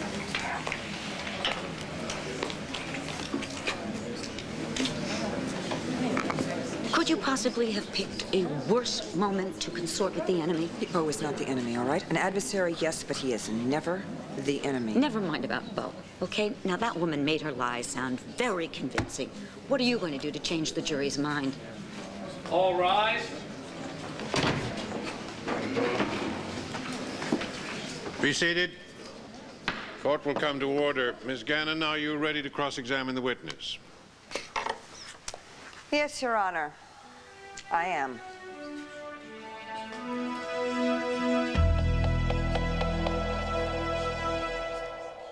Nurse Crawford, you're very aware of Victor Lord's medical history. You were aware that he had a heart attack some 9 months before his first stroke? Of course. Do you know who the person was that saved Victor Lord's life when he was stricken with that heart attack? Yes, I do. Could you point that person out to the court today, please? Let the record show that the witness has pointed out the defendant, Dorian Lord. Nurse Crawford, could you also tell us that in that approximate 6-week period between Victor Lord's first stroke and the one that ultimately killed him? No, Dorian Lord killed him. Yes, so you claim. Please, just tell me, in the time that I mentioned, did Dorian Lord ever strike Victor Lord? No. Did she ever withhold food from him? No. Did she ever abuse him mentally, physically, verbally? No. No. No. In fact, during that whole entire difficult period, Dorian Lord gave Victor Lord nothing but constant and unwavering love and attention. Isn't that right? Well, she seemed to care for him, yes. Thank you. Until she withheld the medication that he needed. Oh, yes. What was that day? That was the day he had his second stroke? Yes. And that's what caused it. Really? Indeed. Well, interesting. According to your testimony, Dorian Lord insisted upon giving Victor Lord that medication, which was already overdue. As Victor Lord's private nurse, isn't it your duty to administer medication on a schedule? Well, usually, yes, but... So, according to your own logic, if a delayed medication brought on the stroke, aren't you responsible then for bringing on that stroke? Objection. The witness is not on trial here. Sustained. Ethel Crawford, you testified that you were not in the room at the time that Dorian Lord administered this medication. Isn't that right? Oh, yes. Then how do you know what medication was or was not given at that time? The answer is you don't know. Objection. The counsel is badgering the witness. I am trying to get her to tell the truth. Your Honor, from the moment that this witness took the stand, her testimony has been filled with inaccuracies and inflammatory claims against the defendant, which she can't possibly back up. Objection. Counsel is making speeches. Cross-examination is for questions I and will questions ask only. questions. I will be asking lots of questions. Enough to make it very clear that Ethel Crawford is nothing but a liar. Objection!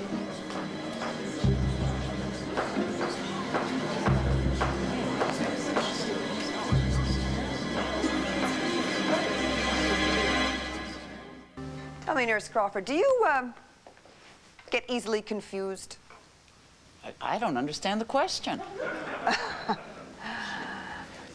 Do you forget things? Do you get foggy? Never. Really?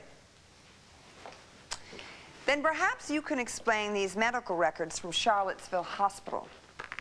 The ones that indicate you've gone into a diabetic shock not once, but twice as a result of you accidentally giving yourself an overdose of insulin. Objection.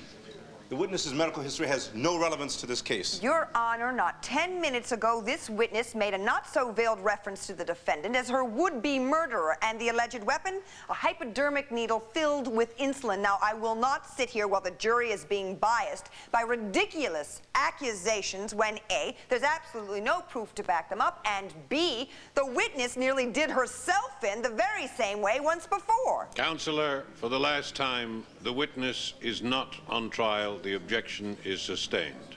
And from this point on, you will address the facts of the case and just the facts. Is that understood? Your Honor. Is that understood?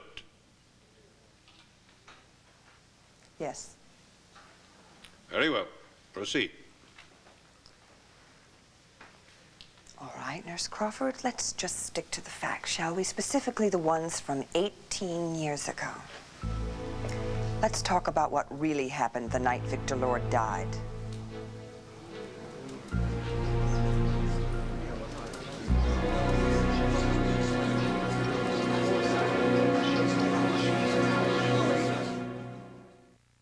Nurse Crawford, does this diagram accurately depict the layout of Victor Lord's hospital room that he occupied the night he died? It does.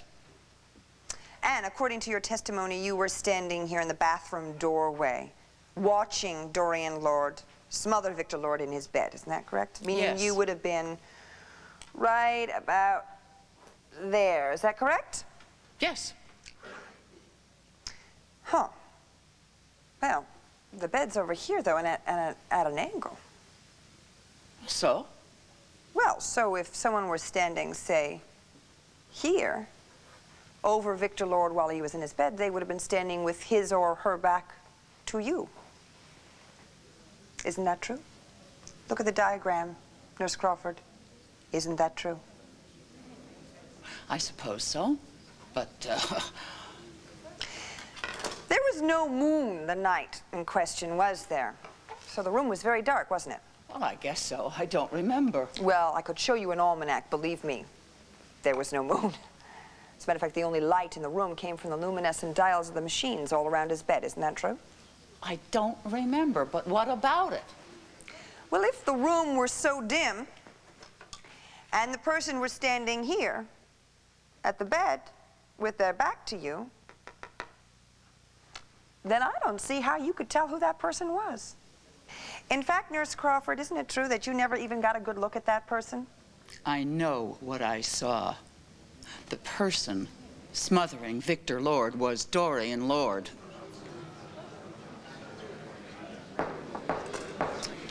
Nurse Crawford, you rather deftly parlayed Victor Lord's ultimate end into a very handsome annuity. 60,000 per, courtesy of Dorian Lord. Isn't that right? Well, I'm not proud of it, but... But it's true. Yes. And yet, according to your testimony, you were convinced that Dorian Lord had attempted to kill you with an overdose of insulin. Isn't that right, Nurse Crawford? Isn't that the reason that you've so zealously brought these charges forward now? No. No? Oh, come on, Nurse Crawford. The one and only motivating factor in your fervor to see Dorian Lord punished is that somewhere in your clouded and rather confused mind, you truly believe that Dorian Lord turned on you in Charlottesville. Isn't that true? She did turn on me. Did I make up the coma? No. No, Nurse Crawford, you didn't make up the coma. But you made up a lot of other things. And you've admitted to being a blackmailer and, last but not least, a woman lusting for revenge. Which brings me to one more question. Why should anyone believe a person like you now? Objection! Withdrawn. Thank you, Nurse Crawford.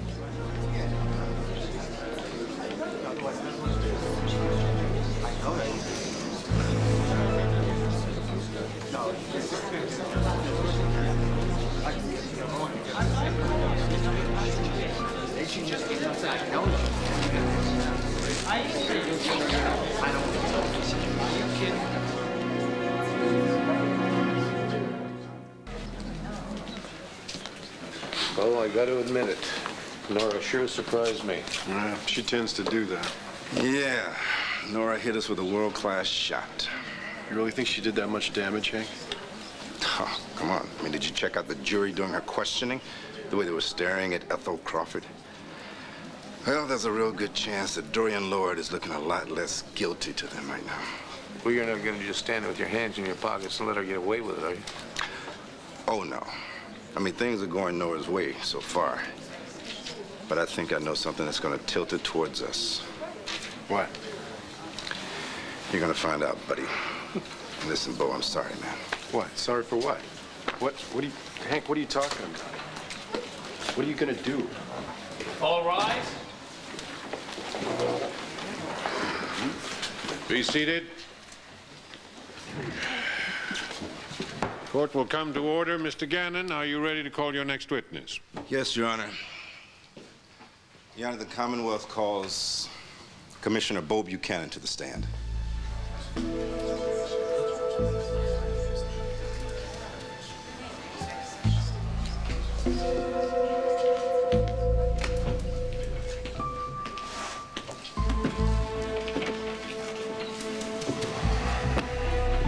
Do you swear to tell the truth, the whole truth, and nothing but the truth? So help you God? I do.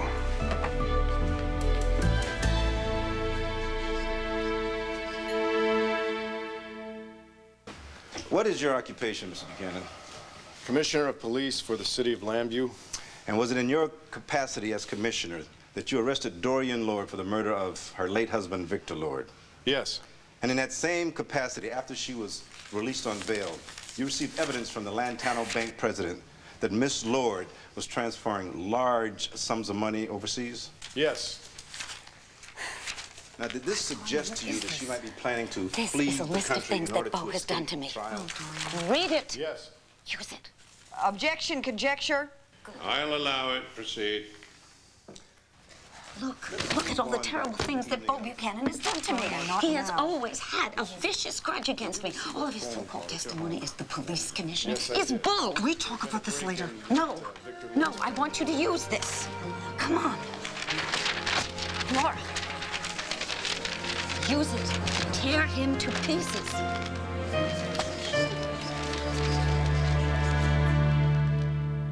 Commissioner, when you say that the defendant was making hysterical efforts to stop the exhumation of her late husband's body, what did you mean exactly? Can you describe the actions of the defendant that led you to this conclusion?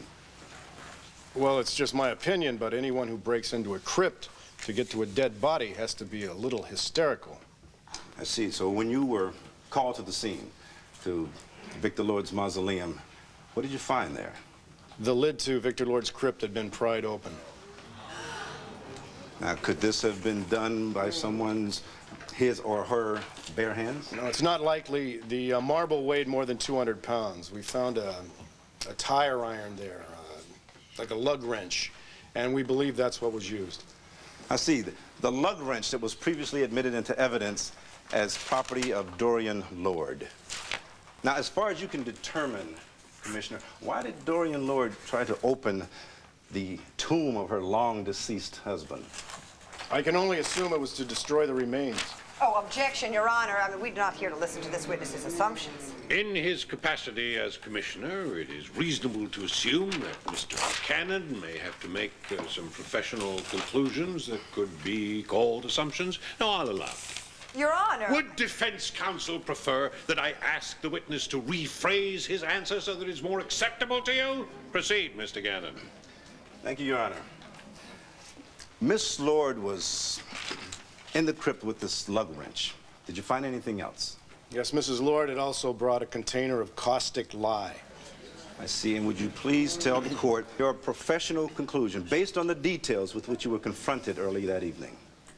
Mrs. Lord went there, broke into the crypt with the sole intention of destroying whatever was left of Victor Lord's remains before we could exhume the body and conduct another autopsy. Thank you, Commissioner. I have no further questions. Commissioner Buchanan, you might want to give me a chance to cross-examine you. And again, I might not. What is it? Use this. Use what I've written here. Dorian, please. May we move these proceedings along a little? Excuse me, Judge Crawford. I apologize for the delay, but is it possible, could we have a brief recess of maybe 10 minutes so I may confer with my client? Fine. Thank you. 10 minutes. Take your time. I'm in no hurry. Ladies and gentlemen, I have the distinct impression that I'm missing something here. Your Honor, if I may, the police commissioner and defense counsel are in the unenviable position of being on opposite sides of this case and engaged to one another. Ah, well, I do hope that your personal relationship will not affect your ability to cross-examine the witness. No more than it will for Commissioner Buchanan. Fine, as long as we're all going to be professional about this. Court stands in recess 10 minutes.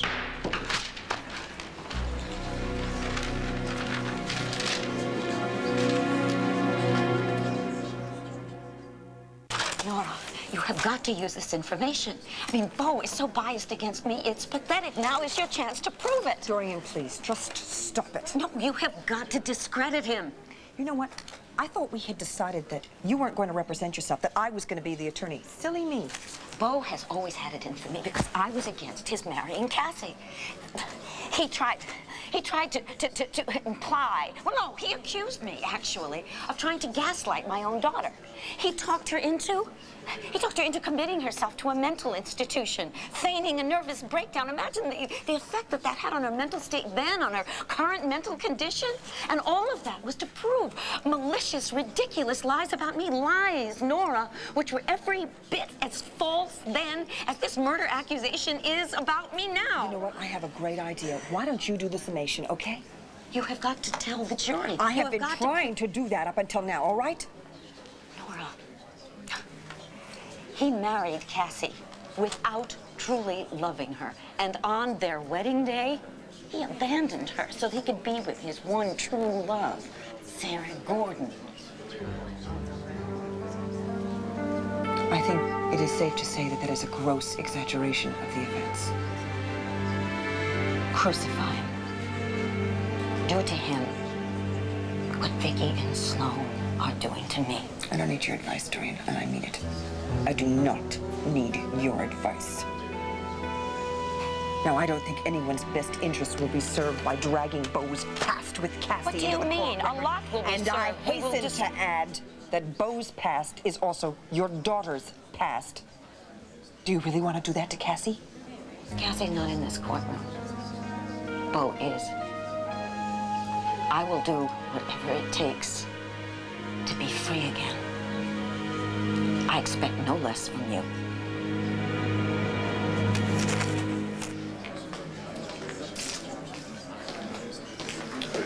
You okay? Yeah, sure I'm okay. Nora and I both knew that this was going to be part of the job, so we're going to be fine about this. Vicky and Jessica, they get to the West Coast okay?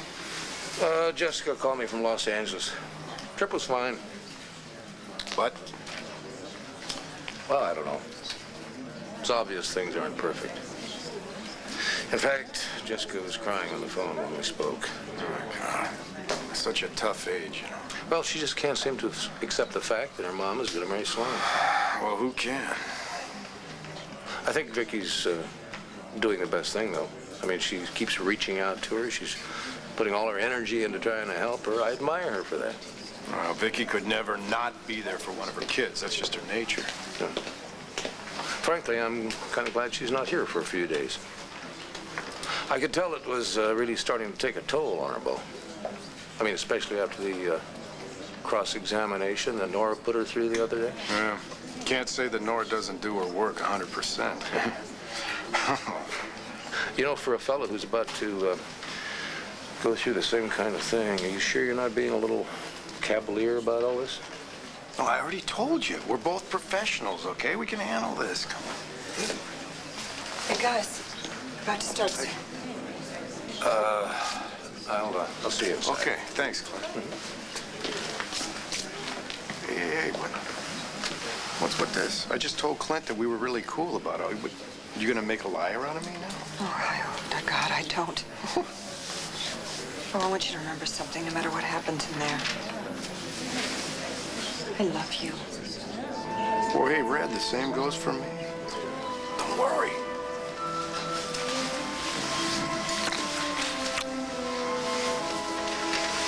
I'll be in a second.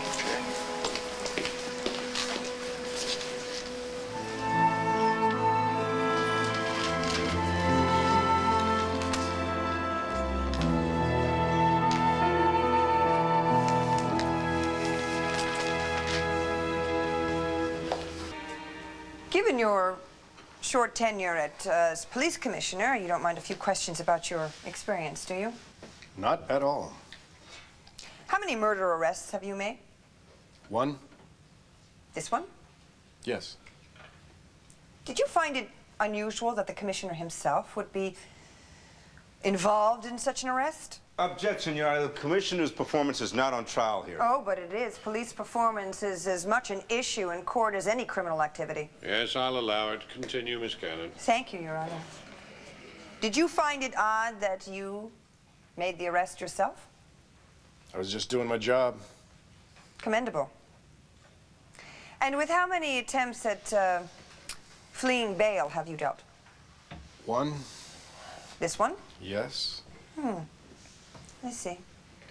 So you've made one arrest for murder, and you've experienced one alleged bail jumping. That's not a lot of experience, is it? How can you be confident about your ability to evaluate criminal circumstances when you haven't had very much experience at all? How long have you been police commissioner, Mr. Buchanan? 2 months. And what was your background prior to that? Did you work your way up through the police ranks? No, I was appointed by the mayor. Ah, a political appointee. But I did attend the police academy after the appointment on an informal basis. Oh, I see. You just, what, kind of hung around class? Objection! Withdrawn. Commissioner Buchanan, how many unsolved homicides are currently on record for Lantano County? 13. Very good, considering that you've only had this job for a short time. Objection! I meant it as a compliment, but if that offends the district attorney, I shall certainly withdraw it. Commissioner Buchanan, of those 13 unsolved murders, how many were committed in the last 2 years? 4. That's right. You seem to have done your homework. Don't you find it odd, Commissioner Buchanan, that with all these recent unsolved murders on your newly appointed desk blotter, that the first arrest you've made for the charge of murder was for a death that occurred 18 years ago, a death that wasn't even counted among the 13 unsolved homicides because no one, including the coroner, even considered it to be a homicide? Your Honor, with all due respect to checks and balances of law and order, the fact remains that Commissioner Buchanan is not on trial in this court. Well, maybe he should be. Police procedure is always at issue, Mr. Gannon. I shouldn't have to remind you of that. Defense counsel may proceed. Commissioner Buchanan, were you just doing your duty when you arrested Dorian Lord, or were you acting out some long-standing personal grudge that you have against the defendant? A grudge that is held by your entire family. A grudge that was heightened and exacerbated by the fact that you were married to the defendant's daughter and she opposed that marriage. Objection! All right, that's it. Counsel, approach the bench. Both of you, come up right now.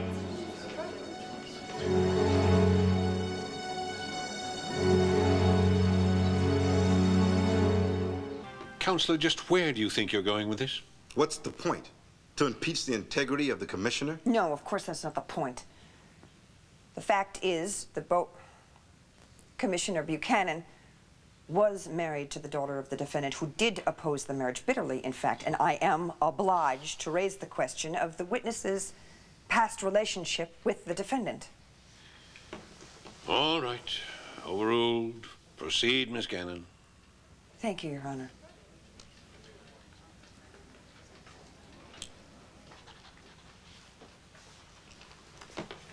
Commissioner Buchanan, isn't it true that you were once married to the daughter of the defendant? Yes. And that the defendant opposed that marriage? Yes. How did that make you feel? How I felt about Dorian Lord then has nothing to do with my Commissioner arresting Buchanan, how did you for feel Victor about Lord's murder. Dorian That was Lord based when on she evidence. opposed the marriage to her daughter? Nora, just stop it. Your Honor, will you please instruct this witness to answer the question? The witness will answer the question. Commissioner? Commissioner Buchanan, how did you feel about Dorian Lord when she opposed your marriage to her daughter? Did you like her? Did you dislike her? Did you strongly dislike her? Did you, in fact, hate her? Don't you still hate the defendant, Dorian Lord?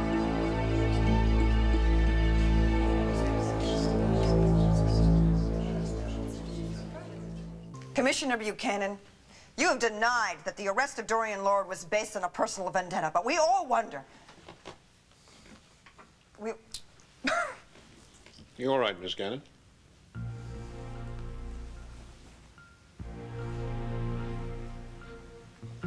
Something in my...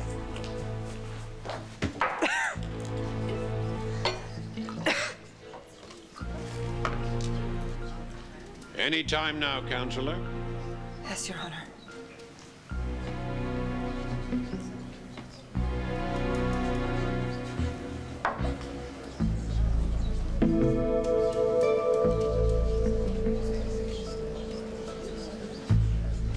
Don't fade on me now, Nora.